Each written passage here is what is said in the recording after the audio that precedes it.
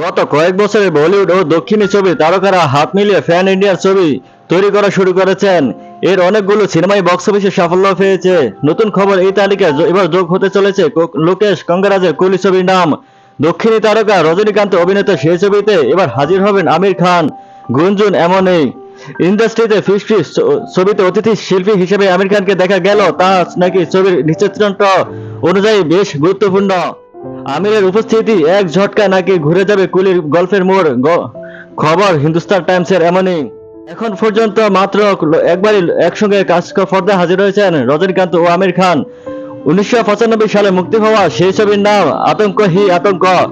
এই অ্যাকশন ড্রামাতে নাকি এই জন্য কাজ করতে রাজি হয়েছেন আমির খান, কারণ লোকেশের আগামী ছবিতে নায়ক হিসেবে কাজ করতে ইতিমধ্যে রাজি হয়েছিলেন তিনি।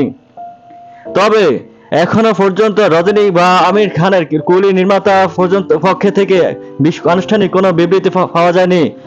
সতেরোই চৌকাঠ ফিরিয়ে গেল, একের পর এক ব্লকবাস্টার ছবি বক্স অফিসে উপহার দিচ্ছেন রজনীকান্ত। গত বছর তার অভিনীত ছবি জেলার 600 কোটি রুপির বেশি ব্যবসা করে। জেলার ছবিতে অভিনয়ের জন্য তিনি 100 কোটি রুপি পারিশ্রমিক পেয়েছিলেন। অন্যদিকে লাল সিং চাড্ডার বক্স অফিসে ব্যর্থতার পর অভিনয় থেকে সাময়িক বিরতি নেন আমির খান। সিতারে জমিন পাহাড় দিয়ে অভিনয়ে ফেরার কথা তার।